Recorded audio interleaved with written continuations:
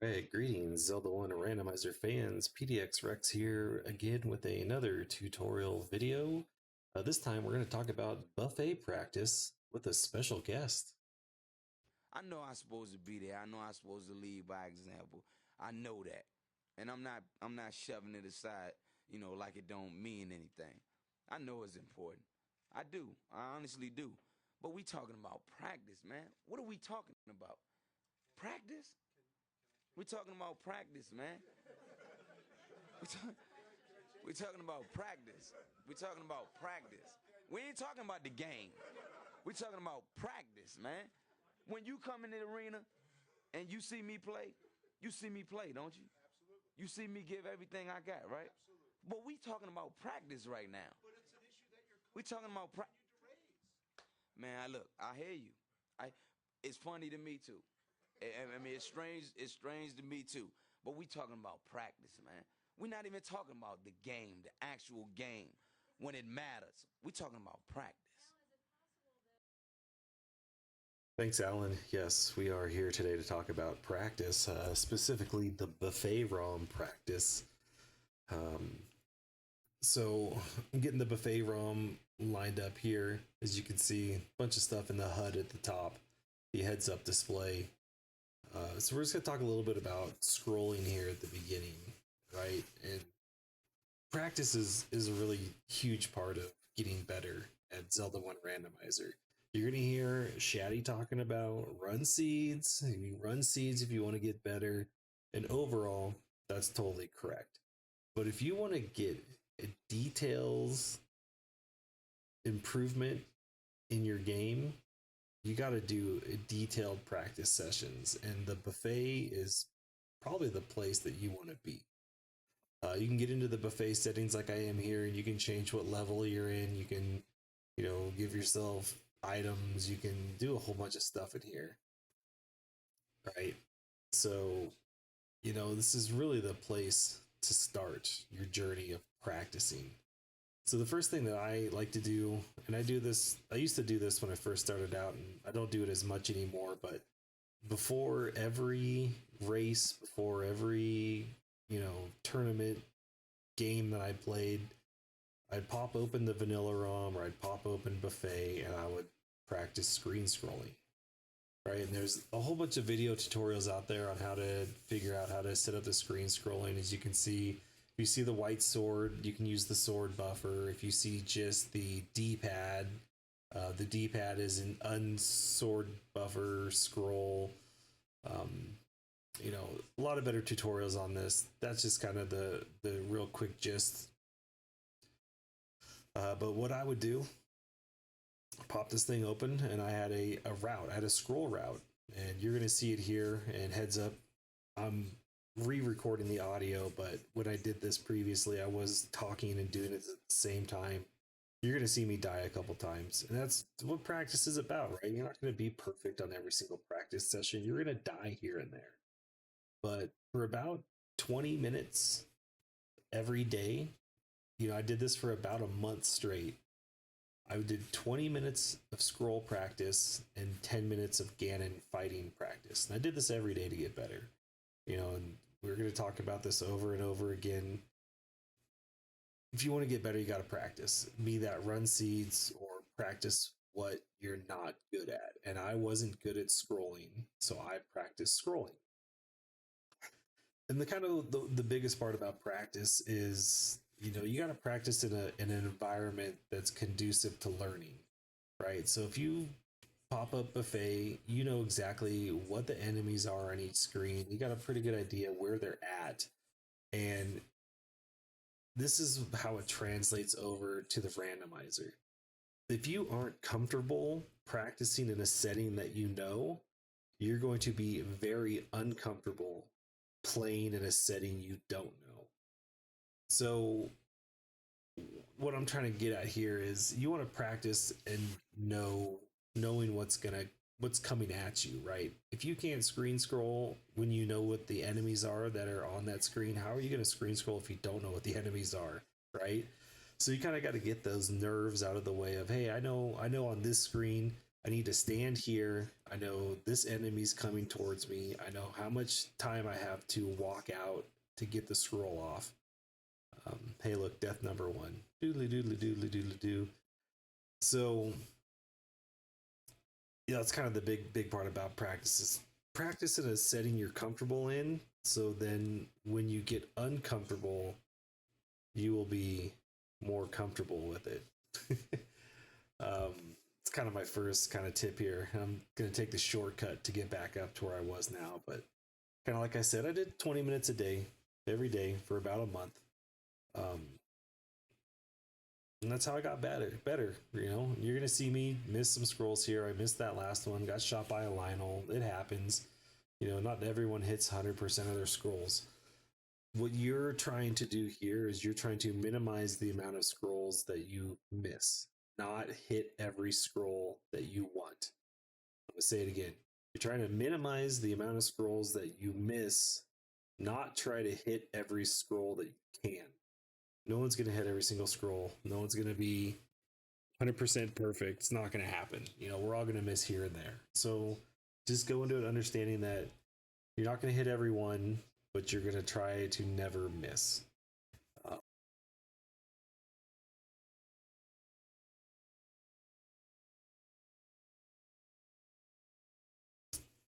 So yeah, you know, this is kind of my route that I take. Touch the Armos on that one, so it is possible. You know, if you get that close to him, you can still pull the scroll off.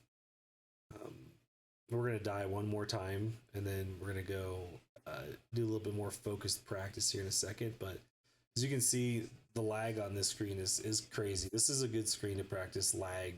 You know, getting lined up on lags. I couldn't get it, so I reset it. You know, you're not going to be able to get it the first time every time. It's better to reset than to die. It is better to do literally anything in this game but die, as I die. Because you know how long it's going to take me to get back up to that screen? Forever.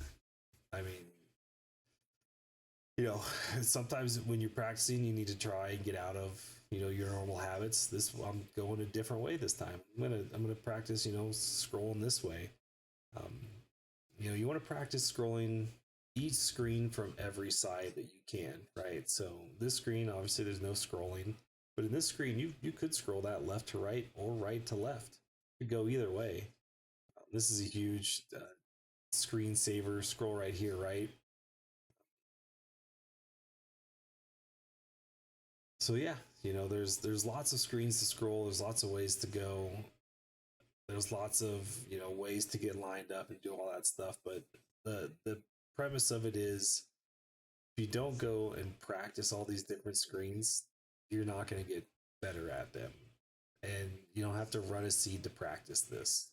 You can go through and do all these screen scrolls and screen buffering. You know, all these left to rights.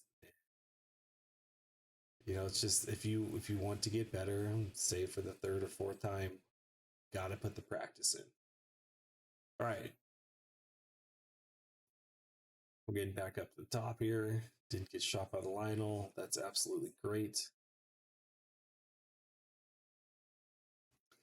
I think I actually missed one of my talking points, so I'm gonna back this up for a second. Here we go. Okay. Um, here's kind of one of the tips here is when you see me do the right to lefts, this is kind of one of the beginner tips, is when you do the one frame input and Link turns from, he does the turn from the right to the left, you can tell if the clip's going to be successful or not by swinging your sword. All right, so you're going to see I'm going to do the one frame input. I'm going to press the button and my sword is not going to come out. That tells me that the clip worked. It was successful.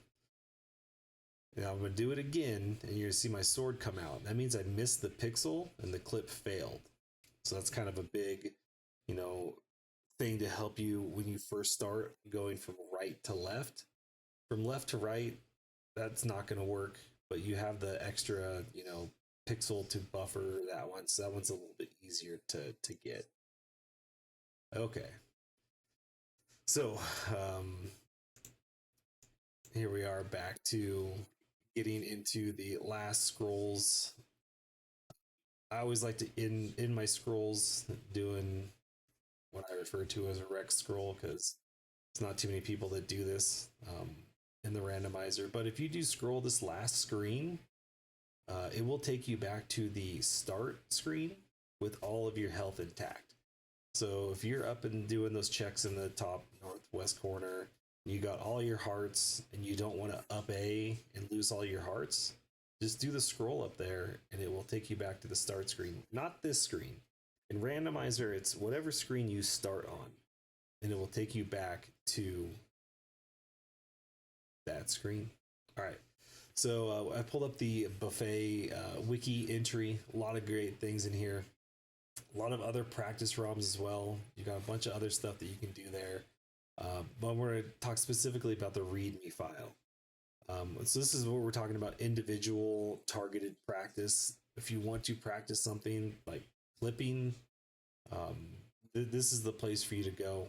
A lot of good instructions on how to get the ROM set up to do what you want to do, and it explains what all of the stuff is, what's in the menus, how to do all that stuff. I'm not going to get into that. There's already enough tutorials on that kind of stuff. This is more of what can you use this to do.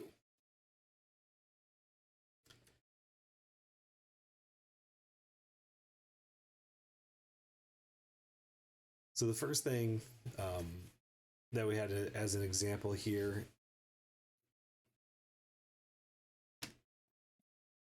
is Gleeok practice. A lot of people have some issues with Gleeok, myself included. Just because I haven't put the practice time in. If you're a vanilla runner, you've put the practice time in, right? I mean, there's no questions about it. But if you didn't come from vanilla, you don't have this Gleeok practice. You didn't have the level 4 Gleeok fight over and over and over again. So what you can do is you can load up the buffet, set it to level 4, go to screen 12, and then pick your sword, pick your health, pick all that stuff. And then you can go fight a Gleeok literally whenever you want to. So once again, level 4, screen 12.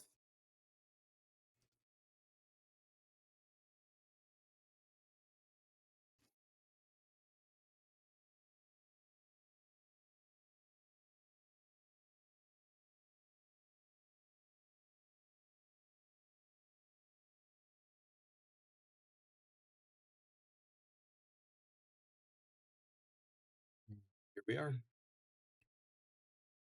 So we got to clear out this room. Rex, I clearly said you have to clear out the room, not walk through the door. Come on, bro. You act like you've never played vanilla before. Oh, that's right.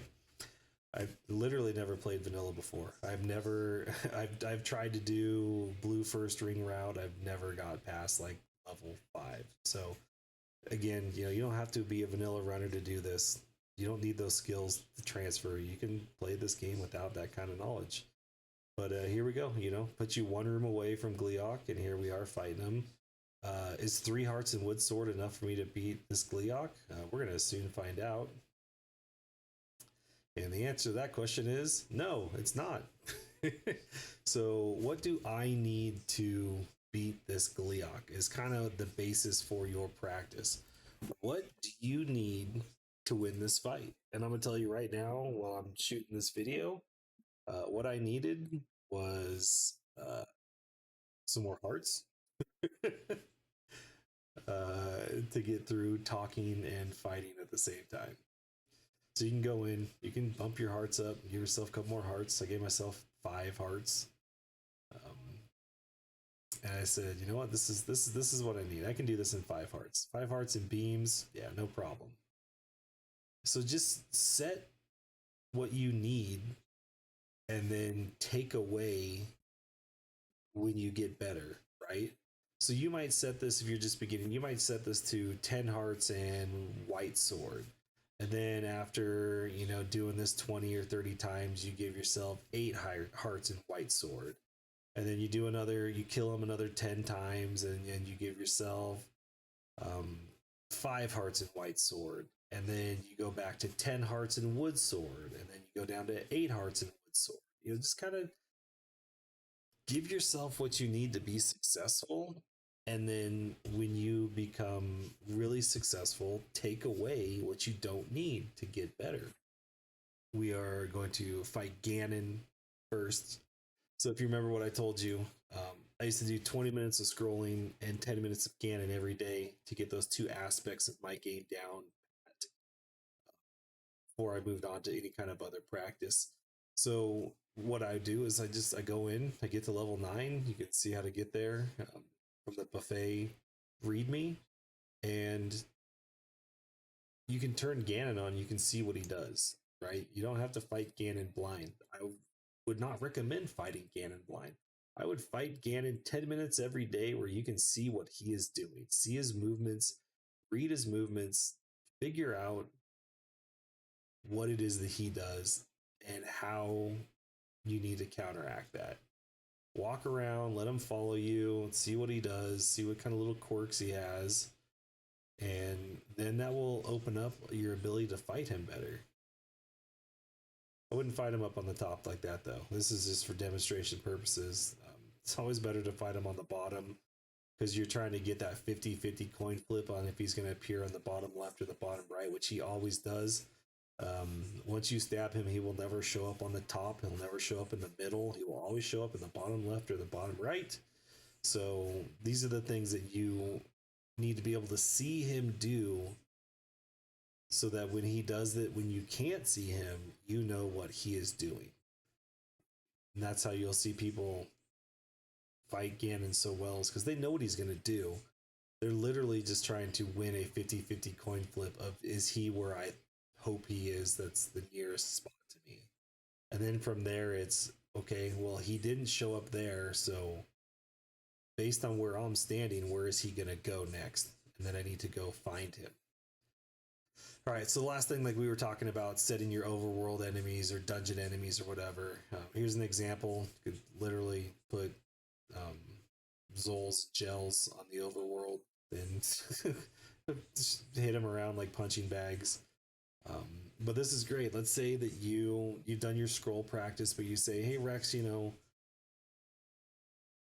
the enemy I have the hardest problem with while I'm scrolling in the overworld is when Wizrobes show up. So you can go into the buffet and you can say, hey,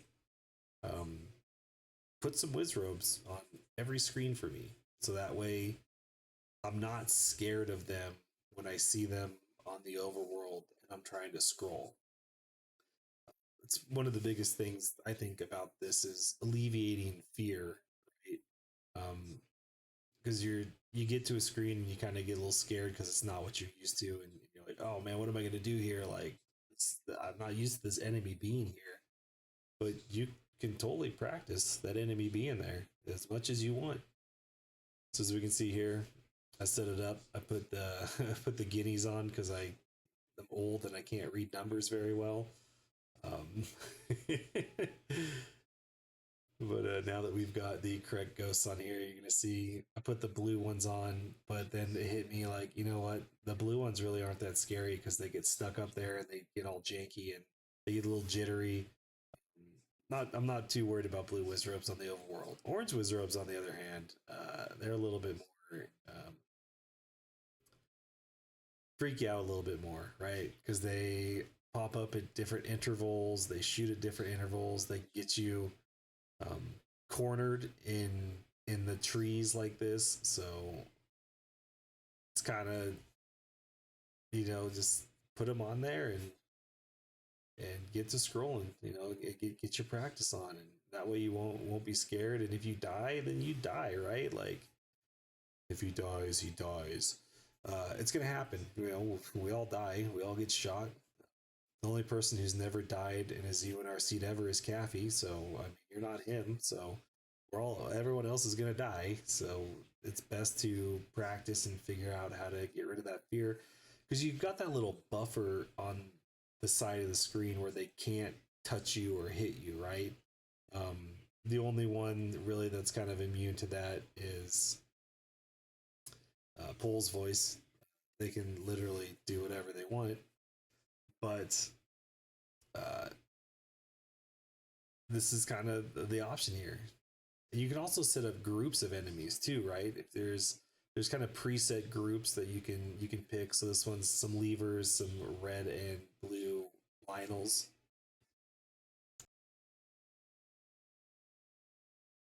And you kind of give yourself a chance to practice, being able to use the trees as buffers to not get hit as much.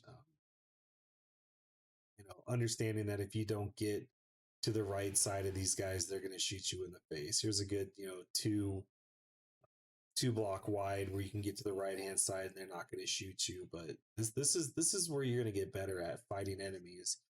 It's not running seeds. It's going through and putting them all on a screen and figuring out how to fight them.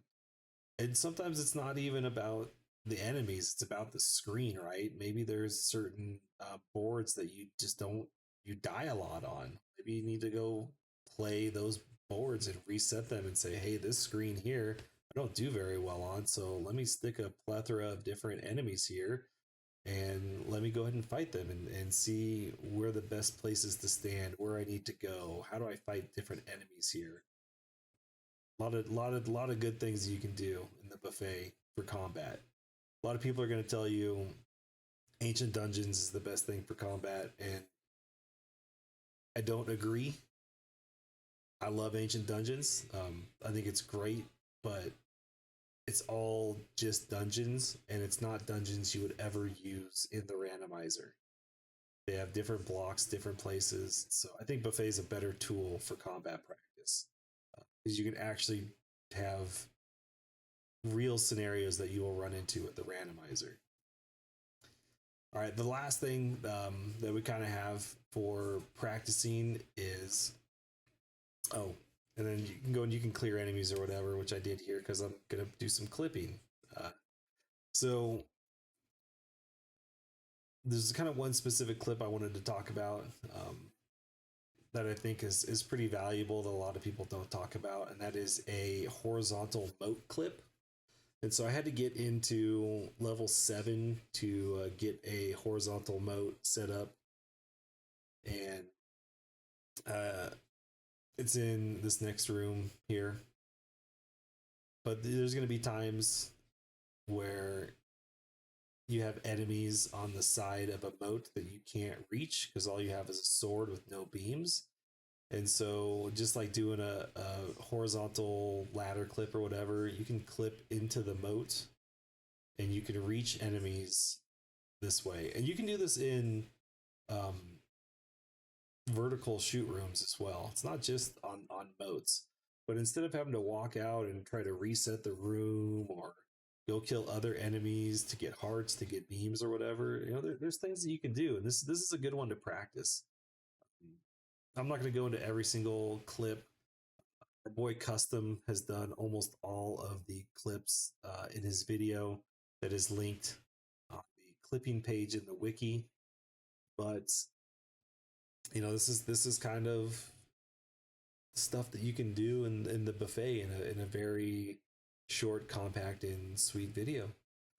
So just to reiterate, right? If you want to get better at the game, run seeds. If you want to get better at specific things in the game, do focused, targeted practice and work on the things that you need to work on to get better at your game, how to elevate your game, how to take yourself to the next level. This is how a lot of the really good runners do these things. If they don't just have that natural talent and skill, and then they need to actually practice. And this is the same thing for like literally anything, right? The only way to get better at something is to practice. And sometimes you need to practice more than just doing the same thing. But yeah, so this is the conclusion of the Buffet ROM practice. A lot of good tutorials on the Z1R wiki, which is z1r.wiki. See you over there.